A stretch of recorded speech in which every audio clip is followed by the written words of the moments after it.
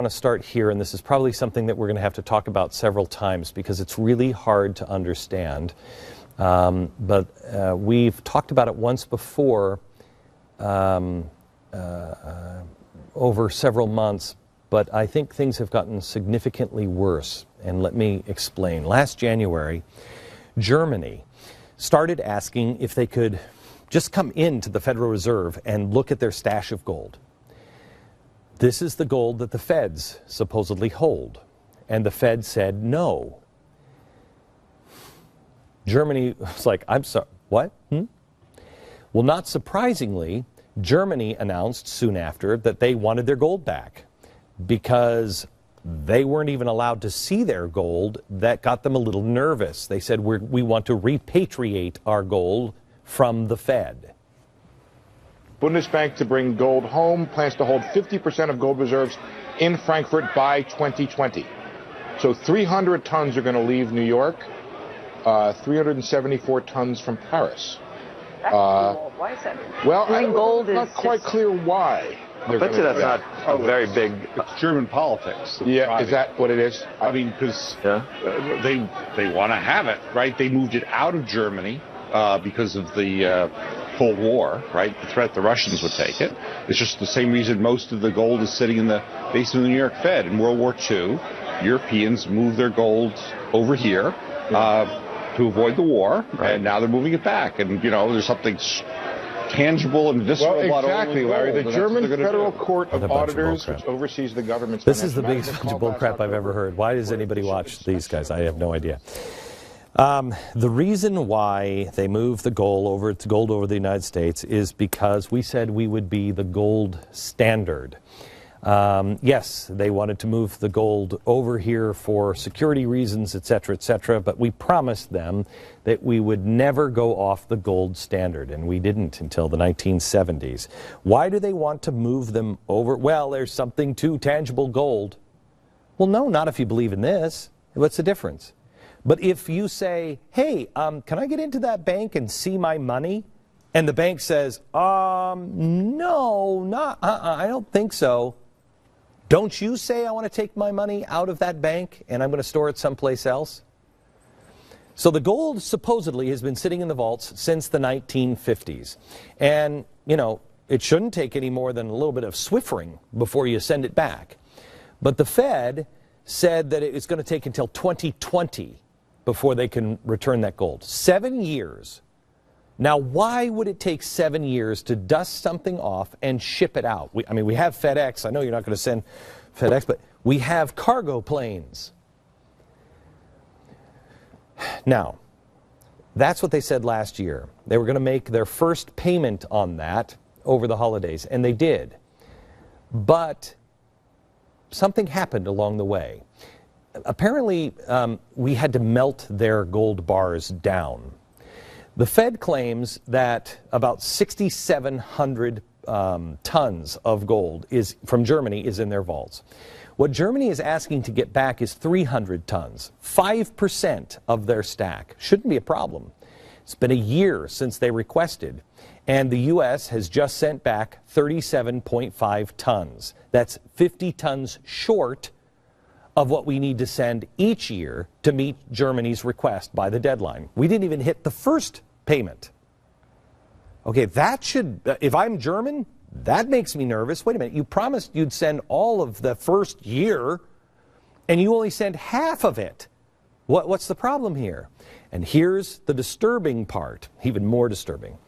The reports that are coming out now is that the gold we sent them over the holidays was melted down and recast. This is important. It begs the question, why? I can think of several reasons, but none of them really make sense, except the situation is worse than even I thought it was. When I talked to you about rehypothecation, I think there's a good chance that there's not a lot of that gold left. But how did that happen? I mean, do we have another Sandy Berger loose, stashing gold bricks in his socks? No. No. The answer is partially rehypothecation. Now, this is something we talked about on this program before, if you remember. When they're taking the gold, and Germany says, I want the gold, return our gold, it's ours. The Federal Reserve says, okay, but we'll return 10% in 7 years. Well, how hard is it to return our gold? It's got the German Republic stamped on it. Give us our gold. The reason why, this is my theory, the reason why they're not returning that for 7 years is because a little phone call came in and they said to the Germans, hey, rehypothecation, dude. If you take your, there's not enough gold here. We're playing a game. There's only so many assets. And so we just keep building on those assets in a bogus way. So once people demand their hard asset back, the entire thing collapses. And that's the last phase of what we're headed for. Rehypothecation. Learn it. Okay, that's really important. Let's start at the basics. The Federal Reserve is a collection of banks. We don't know whose banks they are. We're not allowed to look at their books or anything else.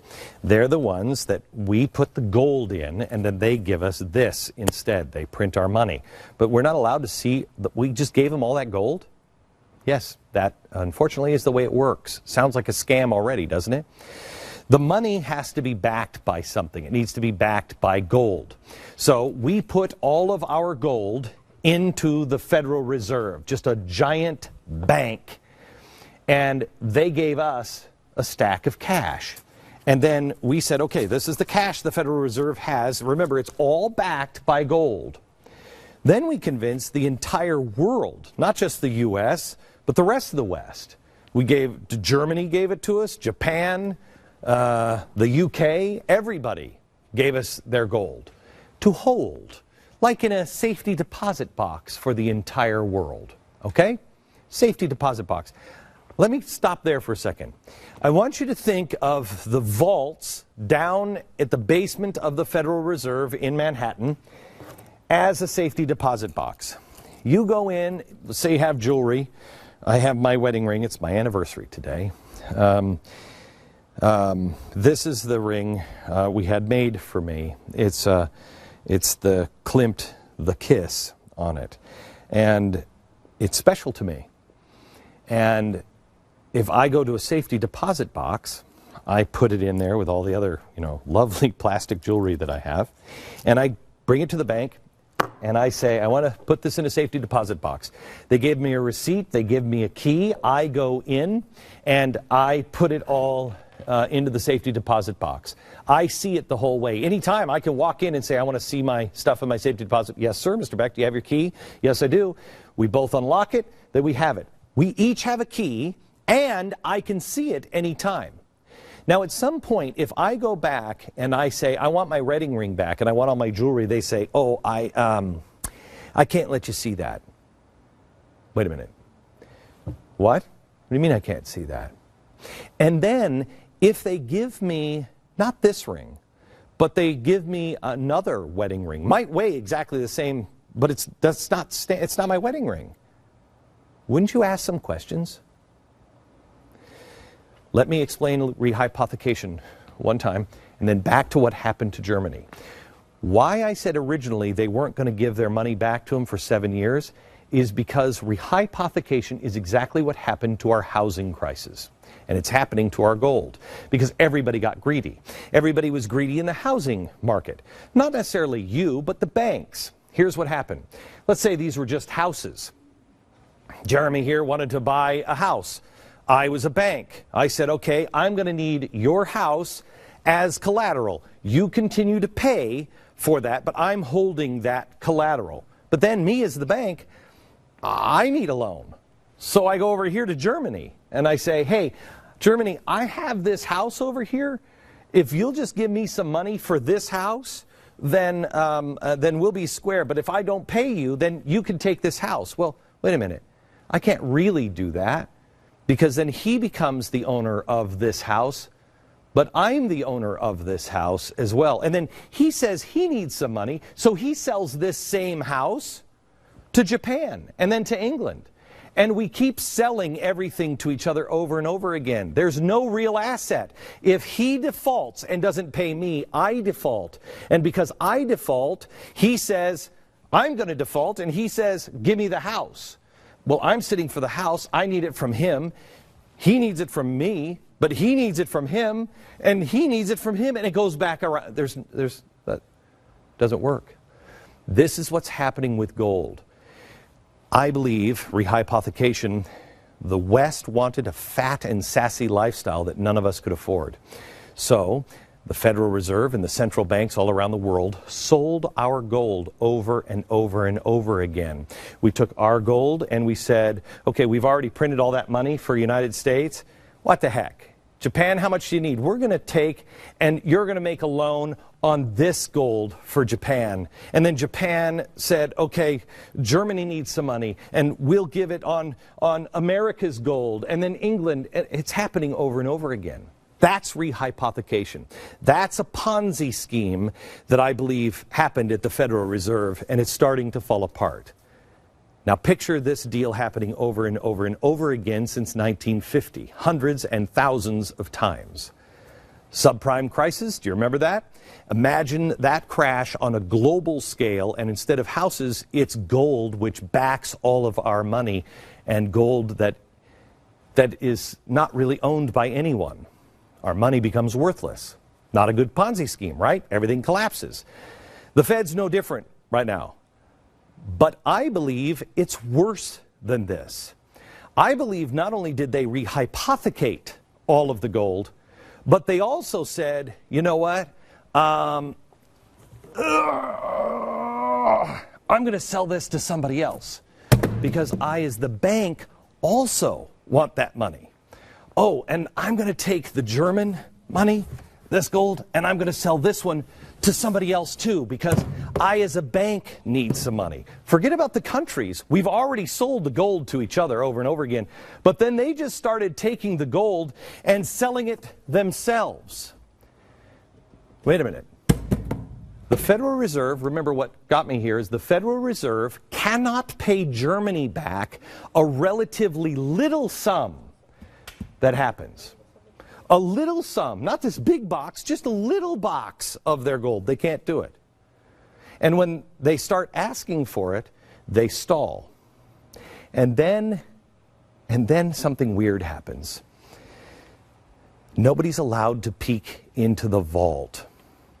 Do you remember Geraldo at Al Capone's vault when nothing was there and it was kind of a letdown?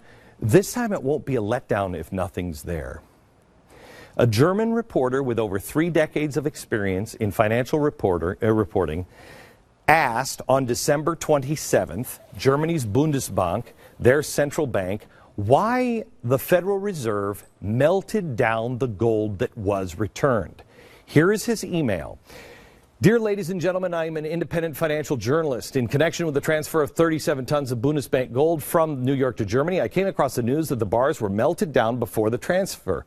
May I kindly ask you the following information? Why were the bars melted at all? And why couldn't that wait until the bars arrived in Frankfurt? Lars Scholl. Great question, Lars. The bank's answer wasn't really an answer at all. They explained that they have a new storage concept to ensure that certain specifications are met. They claimed the bars had to be melted to meet these specifications. Why in the world would you need to melt it down before it got to Germany? Have you ever seen the movie The Italian Job? What's on that bar?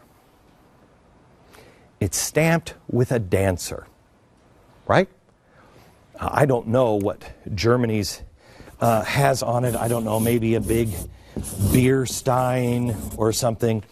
But they're all stamped. And why are gold bars stamped like that? Do you remember in the movie, what did they say? Everybody knew. Remember, that's why the one guy got it in the head, because he was like, oh, this is... Everybody knew who owned that gold. That's why every country stamps it to authenticate the weight and the purity. Let's talk about purity for a second. Several years ago, the Fed had to respond to reports that damage had happened to Britain's gold when Britain asked for some of its gold back and left it with a purity of just 91%. What does that mean?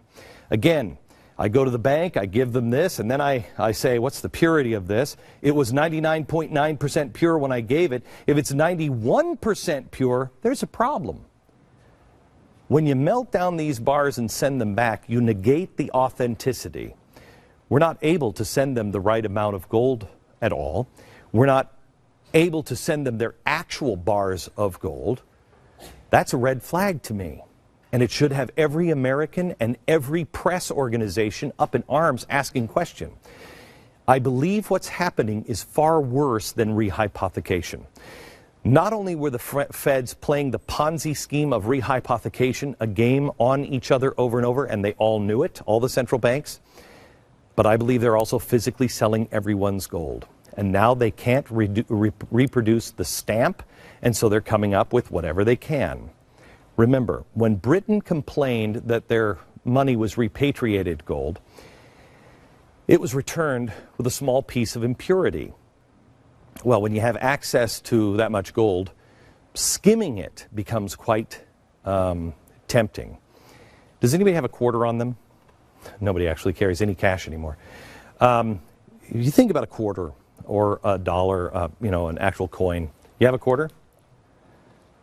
Somebody actually uses the drink machine. When you think about a quarter, I want you just to think about the thin part for just a second. This part. Pull in as tight as you can. This part. The edge. Is it smooth or does it have ridges like ruffles? It's ridgy, right? Why? Why are those ridges there? Because if you skim it, it becomes less valuable. Think of it like the scene from Indiana Jones. Do you remember this scene? Do we have this? Yeah. Remember? This is the most ridiculous thing because you know how heavy that would be if it was pure gold. But anyway, he takes the sand. It's not quite enough, so he has to pour a little bit out. No. What people used to do is they would skim a little bit. This is a very old coin. This is from the time of Christ. This is from the year of the crucifixion. This is a piece of silver. If you look at this coin, you can see, pull in as tight as you can. If you look at this coin, you can see that it is uneven. See, pull in, there you go. It is uneven, and parts of it are cut off. The back is even better to see. Parts of the stamping have been cut off. Why? Because over 2,000 years, because it's solid silver, people would take a little bit and just shave a little bit off. That's why those ridges are on the quarter. They shave just a little bit off. That's what happened to England when they got 92%. They just shaved a little bit. The world needs to demand accountability from the Federal Reserve. I don't think it's going to end well when we do. In fact, I think it ends horribly for everyone. But better face the facts right now. The world needs to demand to see proof that America still has its gold and we still stand for something. Now, maybe this is just a giant mix-up and all of it can easily be explained by coincidence. I can't think of a way it does. My gut tells me that's not the case. It tells me the more likely scenario is the Fed is playing games, more specifically stealing through a massive Ponzi scheme. And when the rest of the world who has been in on part of that, the rehypothecation, realizes that the Fed and U.S. government perhaps has been taking the gold, not just theirs, yours as well, to fund their addiction to spending or to give the banks more money. There is nothing of value in those vaults, and there is nothing that anyone will put any trust in. The chickens come home to roost. We have never seen theft like this before. How would you feel if you went to the bank and they couldn't give you back anything, your wedding ring or any of your other valuables? When you got back, they handed you this, except it really was plastic, but it wasn't plastic when you gave it to them. That's what's happening, I think, right now. And it's happening to Germany, and it will at some point happen when people all over the world, and hopefully our country, start demanding to see the vaults and the gold. When the people busted down the doors only to find nothing, what happens to those bankers? What happens to Americans? You will be blamed for stealing the world's treasure. America is the globe's banker, and it is only a matter of time before all of the world, and the rest of us as well, find out we ain't got nothing. Who does?